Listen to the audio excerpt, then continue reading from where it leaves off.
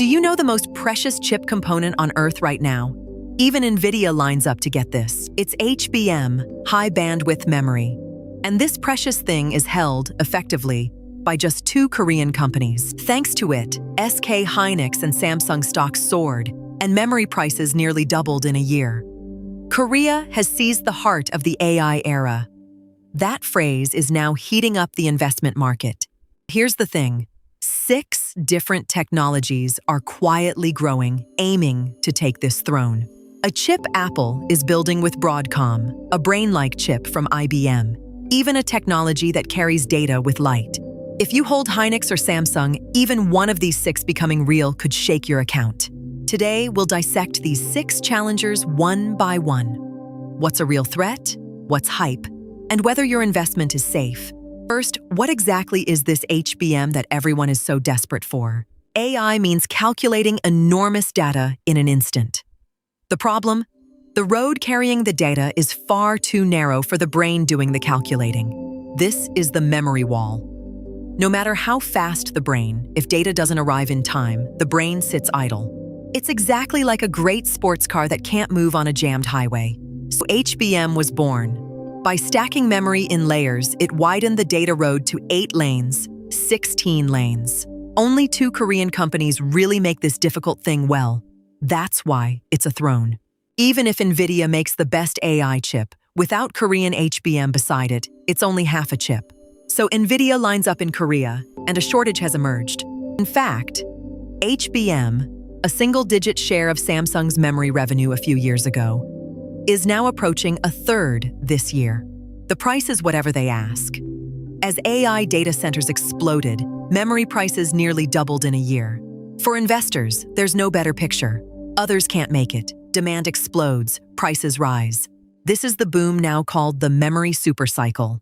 Hearing this far, you'd think Korean memory is set for a decade of smooth sailing. But the real story starts now. Every throne has a shadow chasing it. This HBM has 3 weaknesses, and the challengers attack exactly those weaknesses. First, it's expensive. It's so hard to make that it's priced sky high due to shortages. Second, it eats a lot of power. Just carrying data down that long road takes enormous electricity. Third, it still hasn't fully removed the memory wall. It widened the road, but the way of moving data is the same. So the world's geniuses started thinking, don't widen the road, find a whole different way. The 6 challengers I'm about to introduce are exactly those different ways. Let me flag one thing. Among these 6 are real, terrifying threats, and fake threats people misunderstand. In particular, that flashy technology you've seen in the news has nothing to do with HBM. I'll pin this down later, so watch to the end. That's how you'll see where to bet and where to be careful.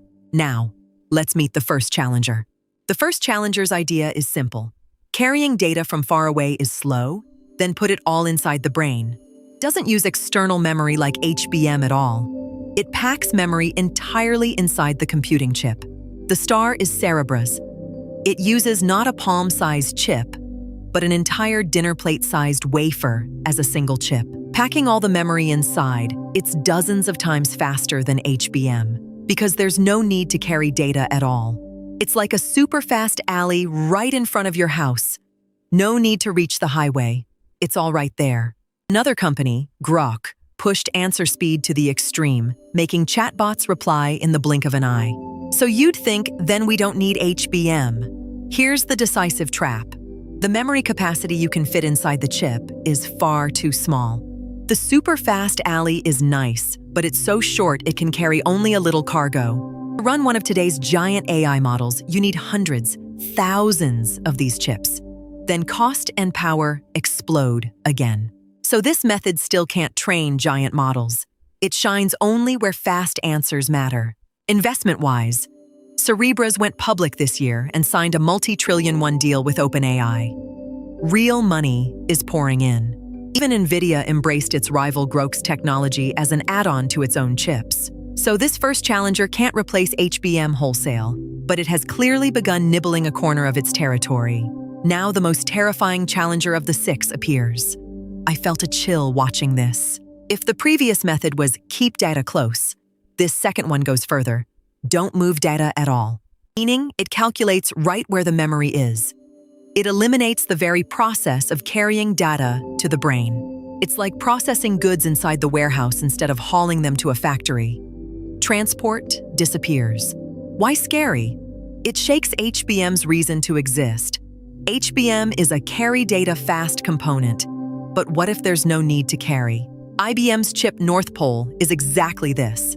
Mimicking the brain's structure, it puts memory and computing in one place. As a result, it was faster than Nvidia's top chip while using 5 times less power, and it needed no HBM at all. It doesn't end there. The famous Qualcomm jumped into this game too. Qualcomm unveiled a method bonding compute right under the memory, claiming 6 times better performance per watt than HBM. If that 6 times is true, this isn't just competition, it's flipping the whole board. So you'd think, HBM is done. Wait, here we must stay cool. This method still has big homework. Precise calculation inside memory is very tricky and hard to blend into existing designs. So IBM's chip is still lab level, and Qualcomm's is slated for real commercialization around 2027. So it doesn't kill HBM right now, but the direction is clear. An attempt has begun to make today's way of pouring money and power into memory fundamentally meaningless. Investors should watch this second challenger most closely. Not now, but the power to flip the board is here. And fortunately, Samsung has researched this method for a long time too. More on that later. The third challenger isn't a technology, it's a revolt of the giants. Until now, everyone ran AI by buying Nvidia's expensive chips. But giants like Google and Apple changed their minds.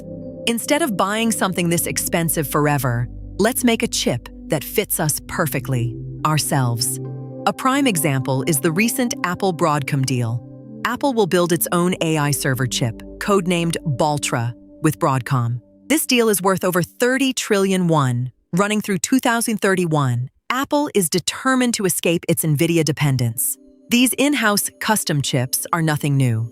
Google has long run AI on its own chips. So, is this a threat to HBM? Here we must clear up a misunderstanding. These custom chips, too, mostly still use HBM. Google's chip does as well.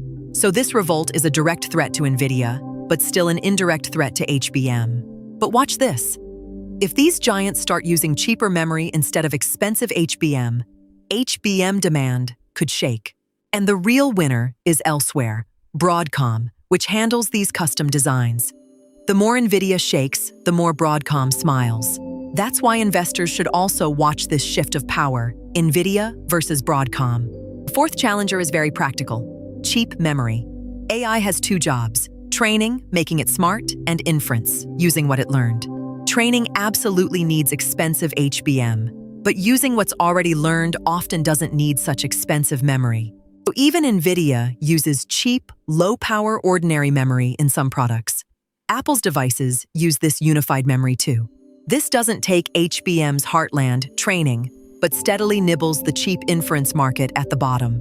The fifth challenger takes imagination: light. Today, data flows as electric signals through copper wires. But as data exploded, this copper hit its limit. So the idea emerged: carry data with light instead of electricity. This is silicon photonics. A company called Lightmatter already showed technology connecting chip to chip with light at staggering speeds. So will this kill HBM? Here too, a misunderstanding to clear up. Carrying data with light doesn't remove HBM so much as change the very board HBM sits on. In fact, some designs place HBM on top of this light pathway, so it's less a killer and more a board reshaping technology. But when the board changes, there's no guarantee today's champion stays champion. Investors can't tune this out. Now it's time for that technology people most misunderstand, the one I foreshadowed. It's the quantum computer.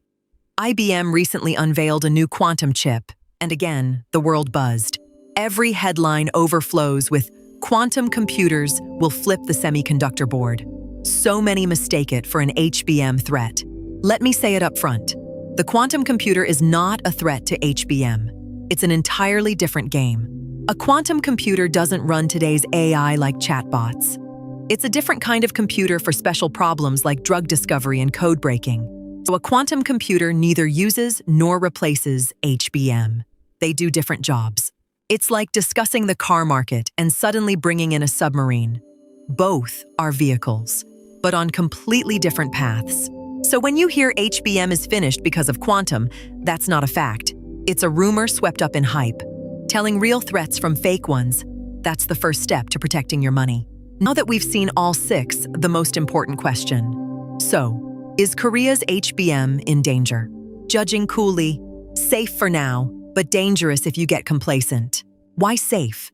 Most challengers we saw target only cheap inference or specific niches. But HBM's true fortress is training giant AI, needing enormous speed and large capacity at once, which only HBM satisfies still. Challengers are each strong at one thing, fast but small, or large but slow. They haven't broken HBM's balance yet. So as long as AI models keep getting bigger, HBM demand is likely to grow further for now. But here's why you can't be complacent. Do we remember Japanese semiconductors? Japan once dominated world memory, an unassailable king. Then, the moment the board changed, it handed the throne to Korea. There's no eternal number one. The day removing the memory wall becomes the standard HBM too could set. So the real question for investors, is Korea resting on today's HBM or preparing the next board too? The good news is Korea isn't sitting idle. That scariest method, calculating inside memory, Samsung has long researched and sown seeds for. Meaning, while guarding today's throne, it's preparing the weapon for the next board too. Korean memory's real future rests here. So investors, watch these three signals from now on. First, when does calculating inside memory leave the lab for real commercialization? If it speeds up, the board is shaking. Second, are giants like Apple switching from expensive HBM to cheap memory? That signal's demand is cooling. Third, are Korea's two companies leading in these new methods too? That's the key to guarding the future throne. Let me sum up in 3 lines. 1. Korea's HBM is now the true king holding the heart of AI. 2. But technologies aiming at that throne are already growing, and calculating inside memory is the scariest. 3. Safe for now, but the moment you're complacent, as Japanese semiconductors were, the throne changes hands. Watch the next board.